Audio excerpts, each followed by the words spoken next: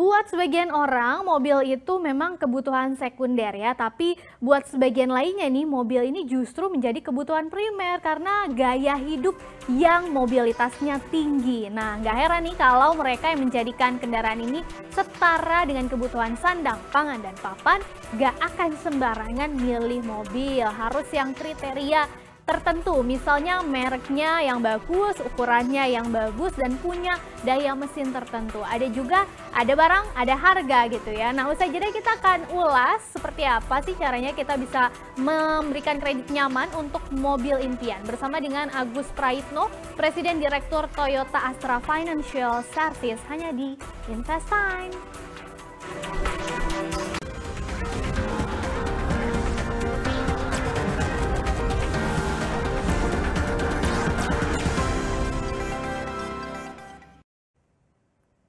Kembali lagi di Invest Time dan kita akan bahas tema yang menarik nih, kredit nyaman untuk mobil impian. Langsung saja kita undang Pak Agus Praitno, Presiden Direktur Toyota Astra Financial Service untuk berbincang-bincang bersama kami. Halo Pak Agus, apa kabar Pak? Sore Eksis, luar biasa kabarnya. Kabar baik juga di sini Pak. Nah Pak Agus tadi mungkin sudah melihat juga ya hasil polling dari Instagram CNBC Indonesia. Ternyata mayoritas nih masih banyak nih Pak yang membeli mobil dengan tunai daripada kredit. Nah ada datanya nggak sih Pak kalau dari TAF sendiri ini seperti apa sih sebetulnya kinerja pembiayaan kredit mobil apalagi di tengah masa pandemi gini? Apa memang agak sedikit ada penurunan gitu? Apakah memang sudah semakin banyak orang-orang yang lebih memilih untuk membeli mobil secara tunai ini daripada kredit, Pak Agus? Baik, pada dasarnya biasanya orang itu membeli mobil itu di market itu 60% itu kredit, 40% itu tunai. Itu biasanya. Kalau ditanya kinerjanya di masa pandemi ini bagaimana, ya seperti perusahaan-perusahaan yang lain pasti kena dampak lah kita.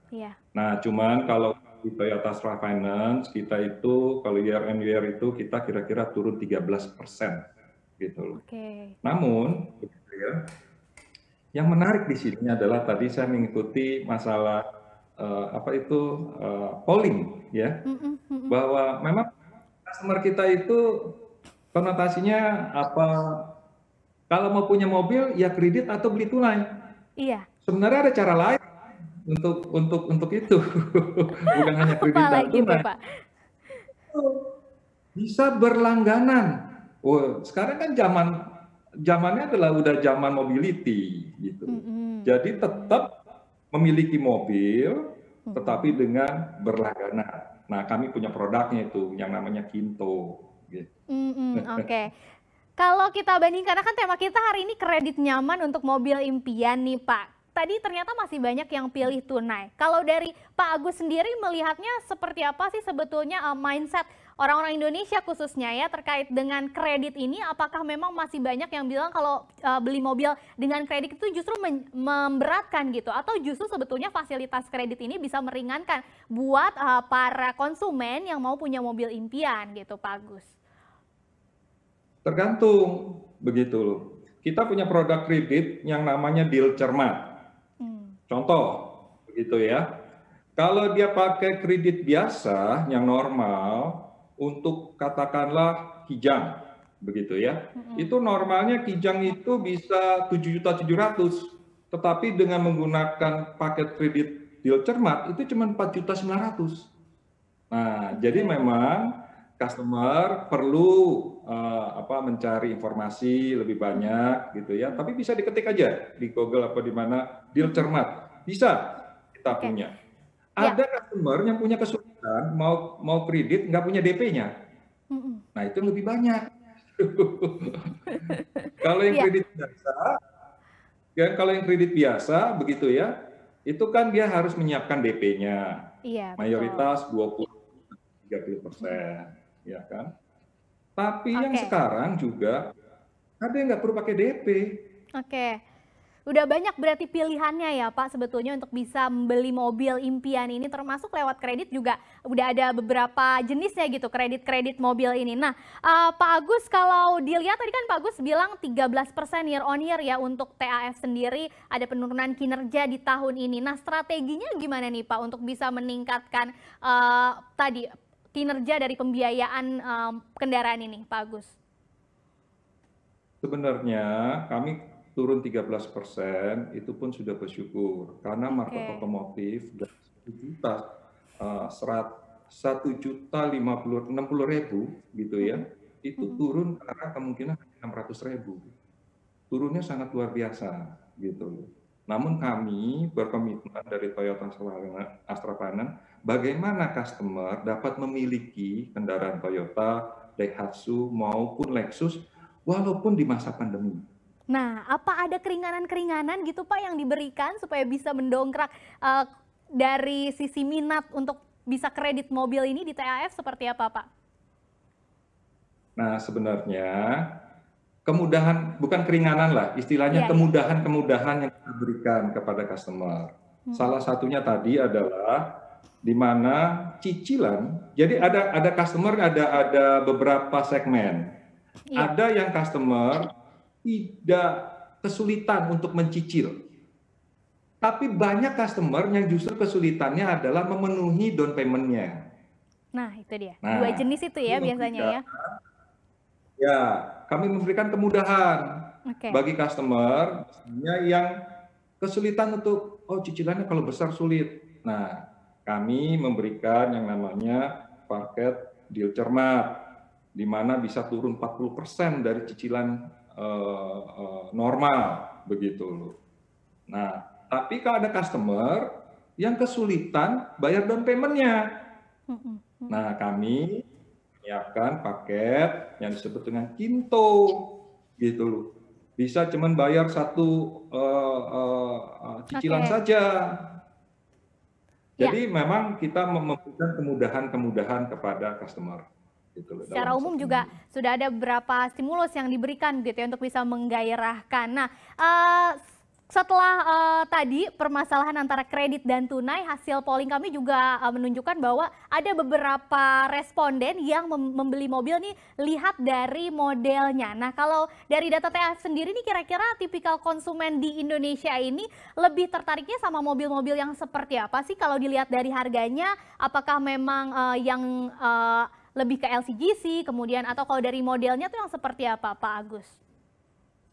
Ya, ada 3 yang volumenya besar, begitu loh. Tadi sudah disebutkan oleh Axis, LCGC, ya kan. Satu lagi SUV sekarang lagi tren, ya kan. Dan satu lagi tetap itu adalah multipurpose vehicle atau mobil keluarga yang 7-seater, begitu. Kalau di Toyota itu, ya kan ada. Nah, ini kan yang tadi digambar itu ada Daihatsu, Alia, dan sebagainya. Itu adalah mobil-mobil yang kami biayai selama ini. Jadi yang juara Pak, misalnya kalau kita lihat persentasenya nih antara mobil harga di bawah 200 juta atau 200 sampai 500 juta dan di atas 500 juta itu seperti apa Pak porsinya? Tetap mobil yang di sekitar 200 jutaan seperti Calia, Avanza, gitu ya. Tigra itu yang masih mendominasi di market. Oke, nah Pak Agus ini dengar-dengar nih ya, katanya selama pandemi ini ada banyak mobil yang masuk balai lelang karena debiturnya itu ada kredit macet gitu. Nah ini di TF sendiri terjadi nggak yang seperti ini? Apakah memang ada peningkatan selama pandemi ini yang masuk-masuk ke lelang mobil-mobilnya, Pak Agus? Jadi begini, seperti saya katakan tadi, bahwa memang pandemi ini memberikan dampak luar biasa.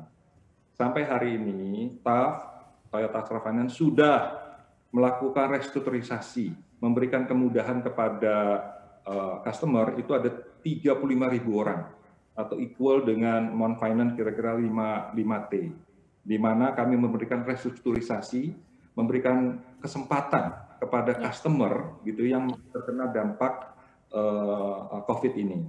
Nah, kalau ditanya banyak nggak? Banyak yang masuk ke lelang. Ada nggak? Ada, peningkatan berkali, 3 kali lipat dari biasanya.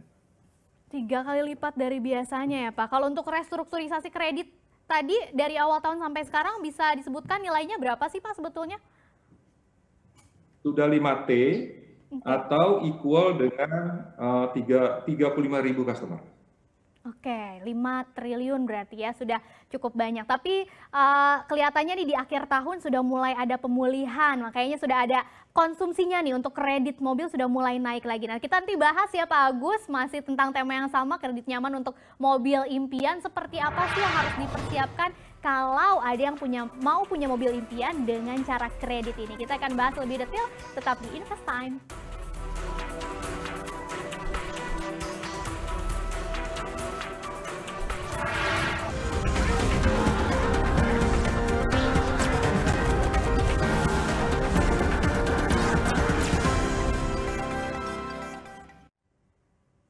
Kembali lagi di Invest Time, kita akan bahas tema kredit nyaman untuk mobil impian masih bersama dengan Pak Agus Prayitno, Presiden Direktur Toyota Astra Financial Service. Pak Agus, kita lanjutkan lagi nih, semakin menarik lagi karena datanya kan kalau dari penjualan mobil itu sudah ada peningkatan katanya di menuju akhir tahun ini. Nah, kalau ada yang sudah mau beli mobil tapi dengan cara kredit nih Pak Agus, tapi mungkin masih bingung nih awalnya apa aja yang harus dipersiapkan atau bahkan mulainya dari mana. Sebetulnya apa dulu sih Pak yang harus kita prepare? Apakah memang kita harus research dulu tipe mobilnya yang dimau seperti apa, atau langsung aja nih milih leasing atau bank yang mau untuk mengajukan kreditnya, atau seperti apa Pak? Tahap awalnya tuh bagaimana Pak Agus? Yang pertama pasti adalah lihat kebutuhannya dulu. Oke. Gitu. Mau untuk apa? Kalau untuk warga lebih baik yang multi-purpose vehicle atau yang 7 seater. Cuman kalau untuk ya bagi kuliah dan sebagainya cukup mobilnya city car begitu loh, ya kan? Jadi pertama tentuin dulu mau untuk apa. Yang kedua diukur kemampuannya. Itu yang paling penting kemampuannya. Ya, diukur kemampuannya. Yang paling gampang adalah kira-kira kalau saya bayar cicilan gitu ya, masih bisa gak saya bayar yang lain-lain gitu. Kira-kira cicilan saya itu bisa dari 1/3 gak saya punya penghasilan, misalnya paling itu, ya kan, untuk ukurnya. Nah, kalau syarat yang lainnya sekarang udah jauh lebih mudah, ya kan, cukup dengan KTP, NPWP untuk perorangan ya. Kalau yang untuk perusahaan pasti adalah ada akta-akta perusahaan. Itu syarat-syarat yang dibutuhkan. Ya kalau memang mau kredit. Masalahnya kan kalau nggak punya uang mukanya, gitu. Nah itu juga bisa dengan yang tanpa uang muka, gitu loh. Pokoknya diperhatikan ya apa aja sih keuntungan dan kerugiannya, perbedaannya antara kredit yang satu dan yang lainnya. Nah biasanya kan ada dua nih yang suka memberikan kredit, bank dan leasing ya Pak Agus. Kira-kira kalau masih ada yang bingung mau ambil kredit lewat bank atau dari leasing, itu bisa dijelaskan nggak ke kita perbedaan dasarnya tuh apa sih sebetulnya harus kita ketahui Pak Agus? Sama-sama kami perusahaan pembiayaan kalau untuk itu. Tinggal masalah pelayanannya aja. Kecepatan di dalam keputusan memberikan kreditnya, masalah produk-produknya yang saya bilang tadi gitu. Di bank mungkin tidak bisa berlangganan dalam memiliki kendaraan, di tempat saya bisa gitu. Kalau di bank down payment gitu loh misalnya. Ya.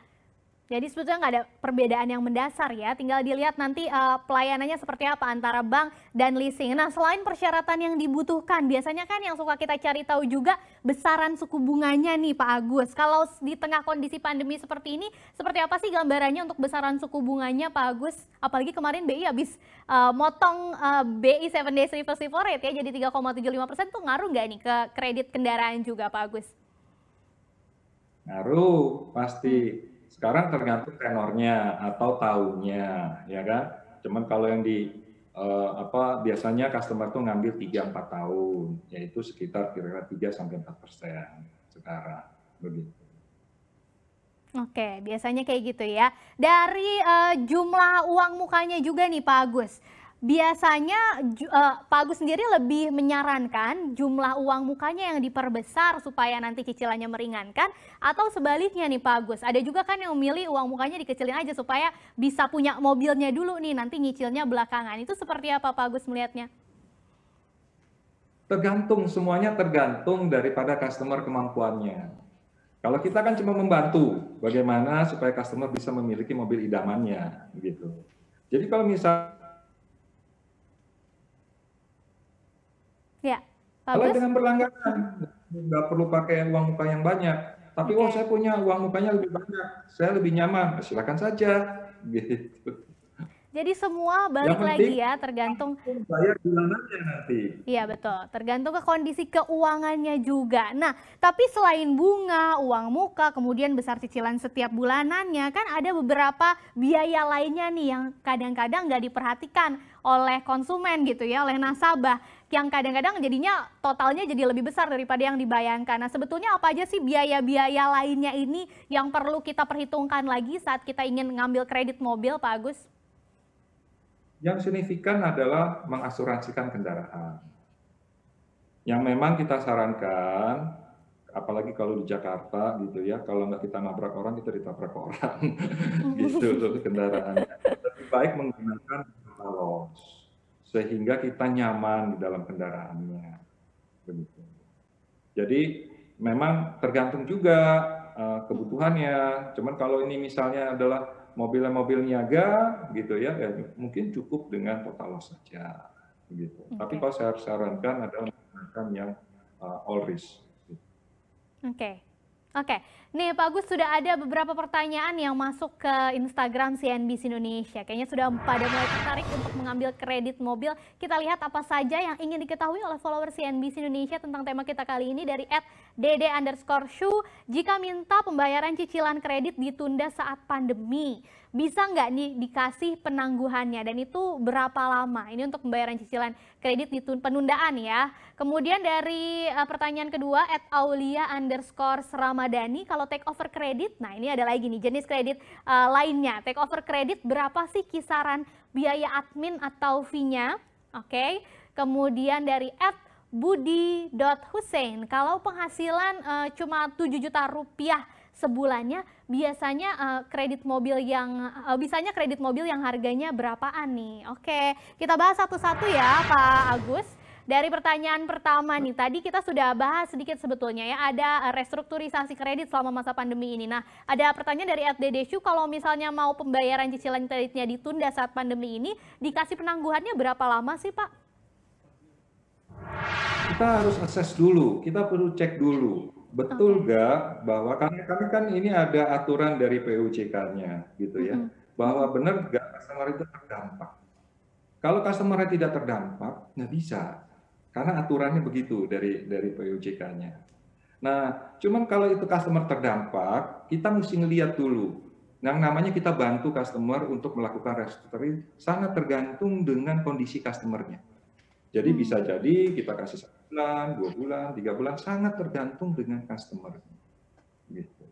Untuk restrukturisasi. Pada prinsipnya kami akan bantu customer kami yang kesulitan terkena COVID. Tapi kalau tidak terkena pandemi, ya kita sesuai dengan perjanjian sewaktu dilakukan pembiayaan pertama. Indikator-indikatornya yang dinilai apa Pak untuk penundaan kredit ini? Misalnya adalah customer-nya itu terkena PHK. Sewaktu kami melakukan kreditan, kami menganalisa bahwa customer-nya ini masih dalam bekerja.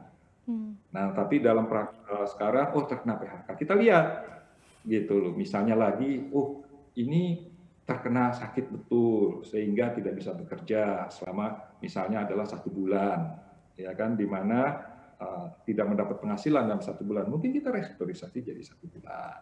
Jadi sangat tergantung dengan kondisi customer. Jangka waktunya juga sangat tergantung dari hasil penilaian tadi ya Pak Agus ya. Kita ke pertanyaan kedua Pak Agus, @aulia_ramadhani. Kita belum bahas nih soal take over kredit mobil. Nah, kalau take over kredit mobil ini berapa sih kisaran biaya admin atau fee-nya? Dan kalau dari saya tambahan gitu ya pertanyaannya, dari Pak Agus sendiri menyarankan nggak sih jenis kredit yang ini take over kredit, atau lebih baik kredit mobil baru aja daripada take over kredit gitu Pak Agus? Kita tidak memberikan fasiliti untuk take over kredit. Karena yang dinilai pertama adalah customer yang mengajukan pertama. Kredit biasa aja yang baru. Ngapain untuk Eh, untung ruginya apa sebetulnya? Kalau tadi kan nggak disarankan nih take over kredit. Sebetulnya apa sih perbedaan yang paling mendasarnya antara kredit biasa dan take over kredit, Pak Agus? Terus terang aja, kan kita nanti pasti ada negosiasi dengan Hmm, pihak pertama, ya kan yang mau take over, berapa yang harus dia bayar dan sebagainya. Pada dasarnya kita tidak melayani itu, gitu pada oke, dasarnya. Dan kita tidak oke. sangat menyarankan itu. Ya, berarti lebih baik kredit biasa aja ya, yang udah jelas gitu maksudnya. Nah, pertanyaan ketiga dari @budi.hussein ini kalau misalnya mewakili penghasilannya yang 7 jutaan, oke di atas UMR sedikit gitu ya, bisanya kredit mobil yang harga berapaan nih Pak Agus? Mungkin kita bisa sambil simulasi juga nih, kalau dengan gaji 7 juta, kemudian dengan harga mobil yang terjangkau berapa, itu akan sebesar apa sih cicilannya Pak Agus? Boleh nggak? Kita simulasi sekalian. Kalau 7 juta, kira-kira itu gampangnya Iya, nih ya, iya, tapi iya. tidak bisa dipukul. Gampangnya kira-kira 2 sampai 2,5 juta lah. Gitu. Kan tetap ada kebutuhan yang lain Mm-mm. gitu loh, selain bayar kredit.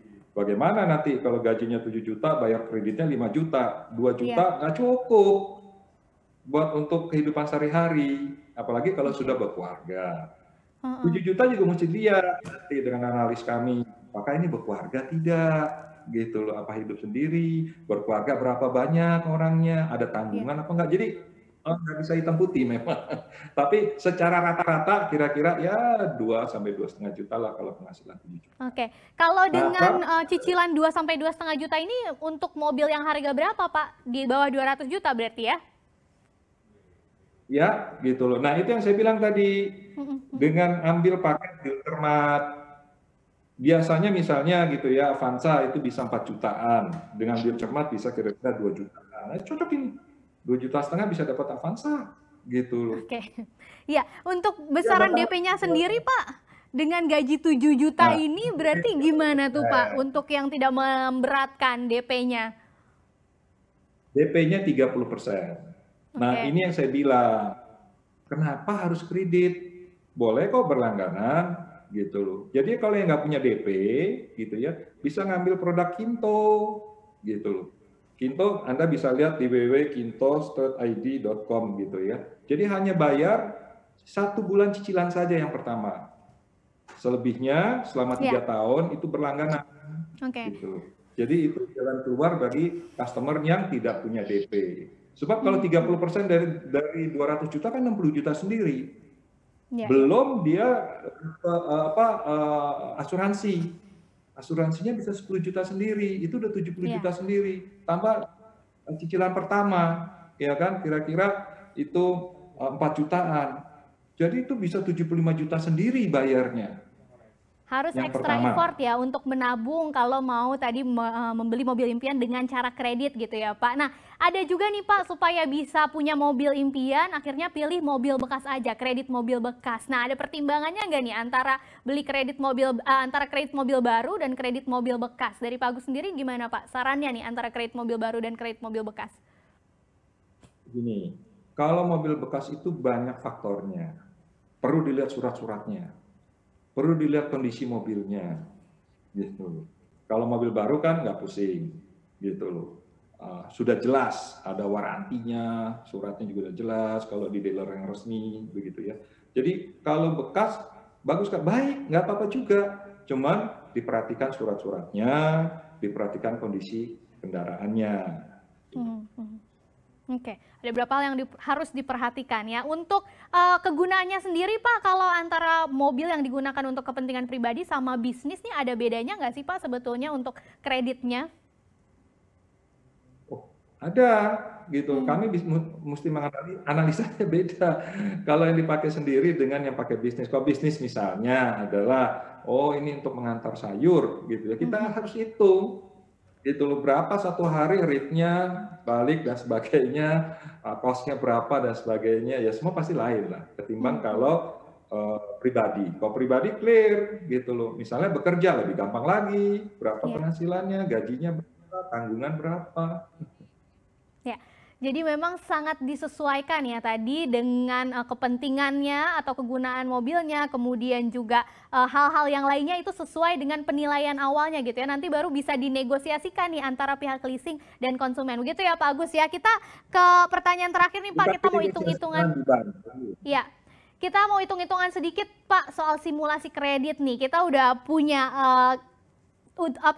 panduannya gitu ya. Misalnya seseorang beli mobil Lexus nih Pak, sudah ada Lexus ES itu dengan harganya misalnya itu seharga 1,16 miliar rupiah gitu ya. Nah ini untuk tenornya 4 tahun boleh nggak Pak dibagi ke kita? Gimana sih hitung-hitungannya untuk DP, biaya yang lain-lainnya, kemudian juga bunga sampai akhirnya ketemu cicilannya berapa sih sebetulnya dengan hitung-hitungan seperti ini Pak?